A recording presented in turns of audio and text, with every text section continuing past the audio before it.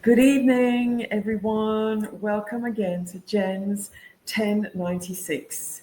Today is day 9, and I really want to thank you guys for all the support, all the encouragement, all the lovely words that you've been sending my way since I actually been posting out on Facebook, in my email. Thank you so much. It's really appreciated to know that I'm on the right track with what I'm doing. There's still a long way to go to get to my North Star in 3 years' time, and to get this recording set up the way that I want it. I spent some time today looking at how to share my screen because I want to talk to you about my Diamonds Shine framework. But before we get to that, I thought it might be an idea to update you on where I'm at with the video situation. So I've gotten into Streamyard, and that's working really well. It can be a bit glitchy. I did notice on yesterday's recording that the headphone situation sounded like I had a cold. So I'm not using that today. I'm just using my normal recording on the laptop. So hopefully that's going to sound a bit better. And what else? I've learned how to share screen, which I'm going to do a bit later, and how to upload the videos to YouTube, etc. So it's looking pretty good. And in the Canva situation, I've learned how to do a thumbnail, so it looks really like branded and everything. So they still got to do the intro and the outro recording, so I can have a nice little, like Lee has on his Spotify. It's really light with a bit of music, and he says the same thing in the introduction, and I'd like to be able to do that next. So anyway, so here we are, day 9 already. And I realized that we're into the 1087, so we're into the 87s. I'm thinking, whoa, already. Yes, but it's still a long way to go. So I'm actually enjoying the ride. Actually, I'm seeing myself develop in doing the presentation, recalling a lot of things that I've learned in the past, and what I'd like to share with you about my journey so far. And I thought today I would actually let you know where it all began in terms of the coaching that I'm doing right now. So right now I actually work with entrepreneurs who are stuck. They find themselves stuck, lost. They're not quite sure where to go, but they've had a lot of success in the past, and they're not quite sure what is going on right now. Why are they not being in the zone of being inspired and lit, and just doing what they normally used to do? So what I do is I help them to get unstuck and find their North Star, get that spark back, get that shine back, get their the buzz back in their lives, in their business, and just feel good about themselves again. And I take them along with the journey of rediscovering themselves, maybe changing the perspective, changing their mindset about how they feel about themselves.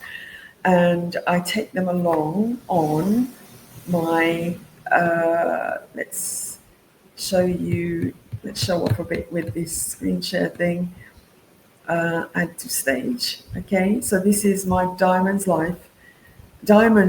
Shine framework, which consists of 9 soul shift principles. But I won't talk about that now. Okay, so I just wanted to show off that. So I'll take that off the screen and come back to me, and tell you how I started in the coaching game. So back in the 90s, actually, back in the 80s, let's start there. My eldest son, he was suffering from asthma, eczema at 3 years. It was very common at 3 years old for kids to start developing these signs of asthma, eczema, etc. So I didn't actually want him to be on the medication for the rest of his life. So I started looking in the library, looking in the Waterstones for books on how to help my son's body heal itself. like all the herbal remedies, aromatherapy, anything that was going to be natural to help the body to actually heal itself. Okay. And then I came across life coaching, which is near to the personal development and healing and all that, was all in the same sort of arena. And I came across a book on life coaching, and I read this book, read the introduction and everything, and it seemed like the coaching modality matched the way that I actually operated with my business and with my training, because I was doing being a trainer for hairdressing, and I was being helping my husband run his business as well. And the way that I operate is I would ask questions. So if somebody ever came to me with a question, oh, Jennifer, how do you do this? Or Jen, what should I do here? I would ask them, well, how do you think you would do it? And I'd listen to what they say, and then we'd have a little discussion. And then I said, okay, so if you think this is the right way to go, we'll go and give it a try and come back and report to me and tell me what you think, what happened. So that, I found, gave people the autonomy to say, hey, I actually trust you to do your job that I'm paying you for. Or if it's a student, you have to ask yourself these questions. You've got the documentation, you've got the notes and everything. Read through them and, think about how you would operate and how you would execute this, and then come back and tell me. Okay. So reading these books on life coaching, I thought, wow, this is such a great modality. It's actually given me a system to use, because that's what I do anyway. So it's given me a stronger background, give me stronger questions to ask, that kind of thing. Yeah. And I realized also that coaching came from the sports arena as well. The idea is that the coach is standing on the sidelines watching the athlete do the run. The coach is not the athlete. It's, maybe they were an ex-athlete, but where their positioning is, you are the expert, you're the runner. I can see on the outside you are making certain mistakes, or holding your body in a certain way, or not holding your hands, or the actual equipment in a certain way. And I can show you from the outside how to make those improvements. Okay. And then obviously the athlete would take those on board and be a winner and achieve the goal. Okay. So that's how coaching came from the sporting arena into corporate, into the workplace. So the coach or the boss would be asking the staff questions and holding them accountable to their targets. What's your target? What are you trying to achieve for this month? Okay, so you tell me how you're going to achieve that, and then we'll make a record of that, and then you go off and do it, and then report back to me. And then obviously that's developed into one-to-one coaching groups, all that kind of stuff.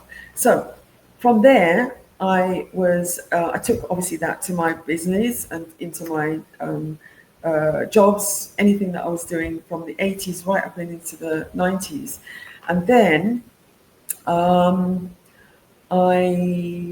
after I got divorced and I moved down to the southeast coast, and I had this big beautiful house that I was doing up and everything, and I thought, okay, this is 2004, I would like to take a diploma and do it properly, like take a proper course and get the accolade, get the qualification as a coach, and then set up my business on the southeast coast, which is what I did. So 2004 into 2005, that's when I started actually doing the coaching as a business. Okay, so that's my background in that area.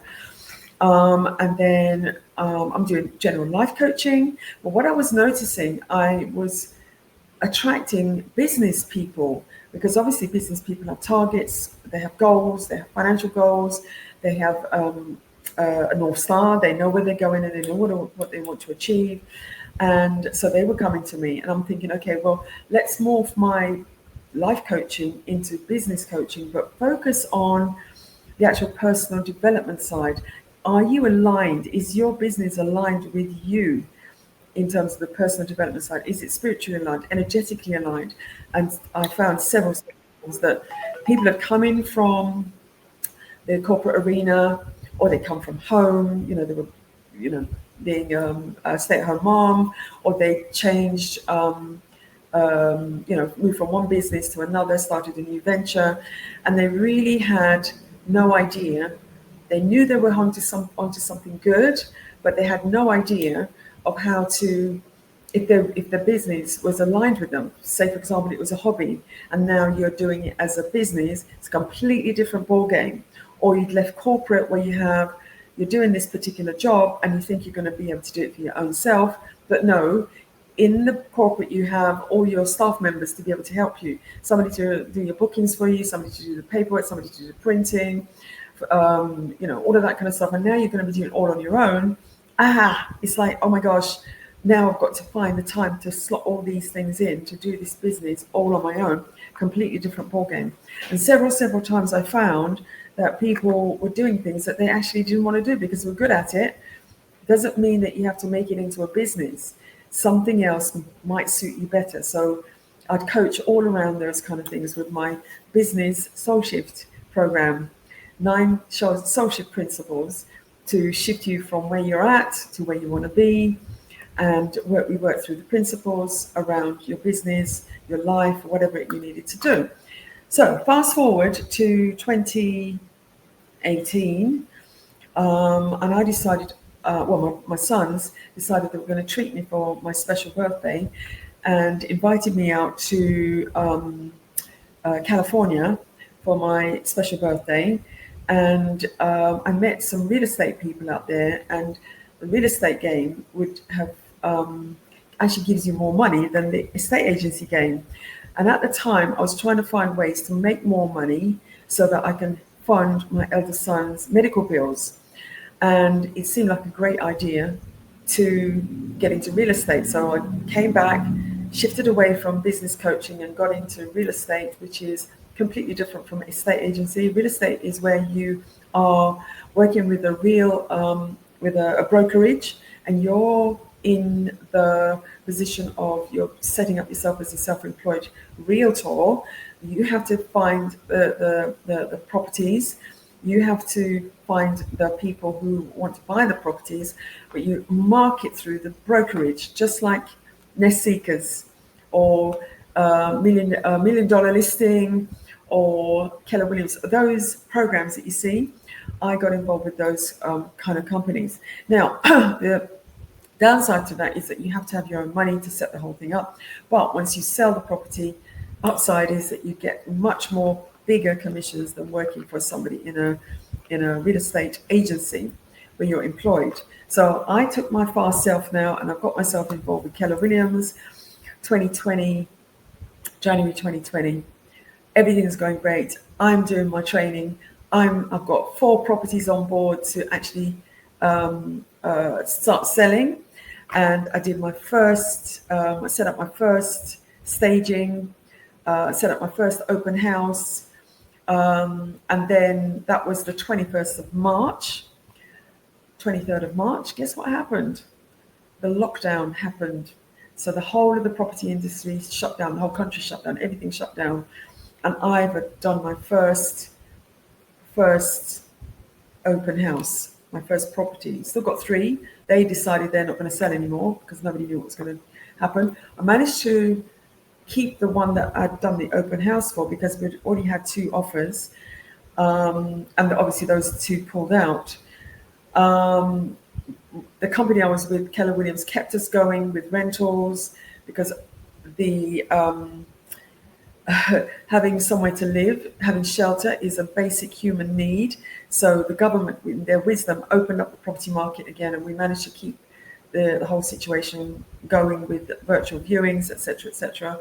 And then by July now, by the time everything opened again, the sale went through. But this scuppered my finances because obviously you had to spend money to get the whole thing going, and I was finding it a real challenge.